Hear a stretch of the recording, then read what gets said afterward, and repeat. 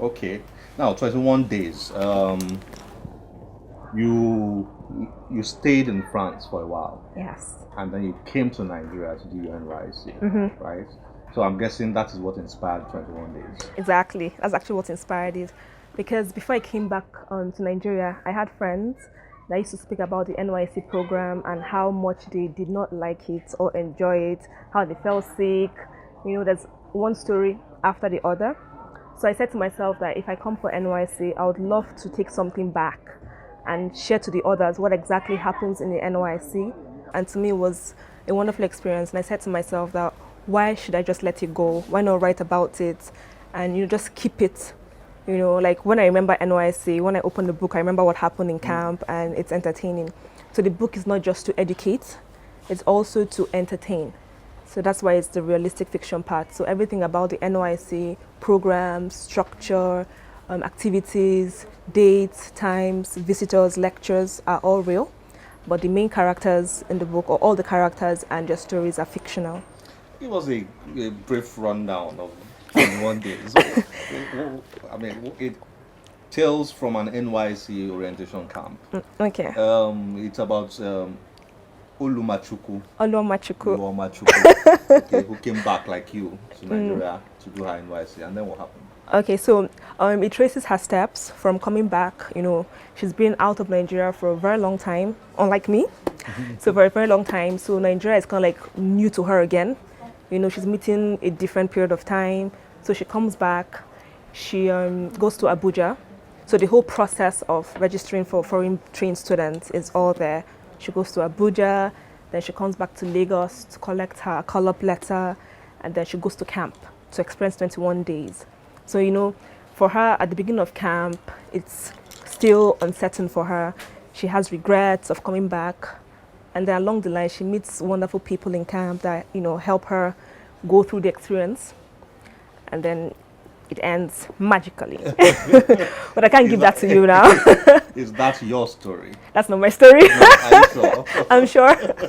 Okay. Well, I would say as well that I think because it's based on experience as well and it has to be real, things I've seen as well will be in the book, but it's fictionalized. It was easy for you to set the scene. Exactly. For the story. Yeah, to make it seem real, and not just to Lagos orientation camp. I did a lot of research and I spoke to people as well that served in Lagos before, and then in other states like Abuja, Ogun State, Ekiti State as well. So and Jos, Plateau State as well. So I spoke to them and just tried to understand how the experience camp, what was like, and their most entertaining stories, and put them in the book as well. You are in your 20s. Yes. You've written 5 novels. Okay. That's amazing. Amazing. How far do you want to go with writing? What's your plan? Okay, my plan is to go as far as possible.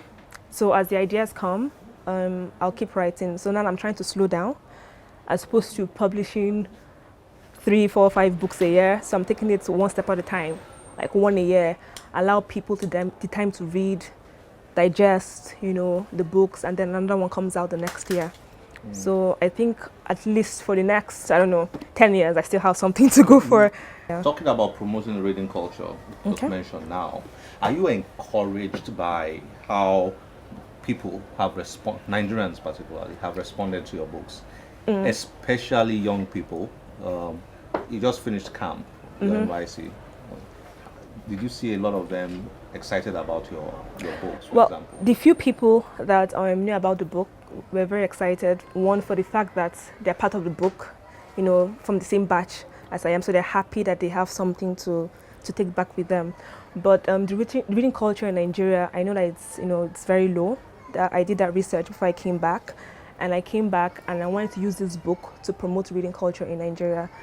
And also promote this reading campaign that is 21 minutes, 21 minutes, exactly. What does that mean?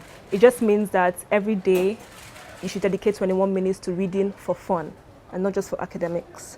So you take a fun novel, any genre, and then you read 21 minutes every day, and then you see how you progress, and naturally you start reading more. That's fascinating. 21 minutes. Just 21 minutes a day. But do that every day. It's going to open them to learning as well, because when you read, you learn. Even reading for fun, you still learn things, because most of the things you find in fiction books are real life things but have been fictionalized. So you're open to a new world, new ideas, new learning process, imagination. Imagination is limitless. So if you have that possibility to open your mind to new things, then you develop yourself. So it's for personal growth as well. And I mean, the first time you told me about this book, remember I asked you how many pages? I know, that was the first thing. And then I said 500. And you said 500. 5 what? I said 5 what? And you said Nigerians will not read it, it's too much.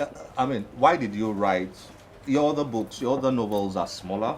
I can see the 11th Hour is just about 64 pages, which is average sized. But 21 days is like 480 pages. First of all, who sits down to write 480 pages? I do. And then, tell me about that. Tell me about the size of 21 days. Okay, before I answer that, I'll go back to these ones. When I was writing these books, I used to be afraid of reading like voluminous books. So my mind has always been set to writing books that people can read in a stretch. Just read it once and that's it. When I was writing 21 days, there was a lot to tell. So I didn't want to limit myself and then just cut down on the stories just to maintain, because I said to myself that I will not go beyond a certain number of words, and I said to myself it was going to be 50. But then when I wrote 13 Suspects, it got to 70,000 words. So I was saying to myself that, okay, I won't go beyond 70,000 words now. So when I was getting to 150,000 words with this one, I was not trying to cut it down so it's not that bulky. But at the same time, I got to read Chiamanda's book. Half of a Yellow Sun? Yes, and I saw that. Which is about... It's actually bigger than this one. Bigger than this, so about 500 pages. Yes, and if I was able to read that book in less than a week, I said to myself that I can read anything, and I can write anything. So I decided to take a challenge to write a full-length. Did you read that book in a week? I did less than a week. Less than a week. Yes. So that inspired you. Yes, it was very impressive, because normally I shy away from big books. So I was saying to myself that I hope there are not people like me out there who cannot read big books. But the few people that read it, they read it in less than a week too. So I was encouraged that people can actually read if they are focused and determined to read it.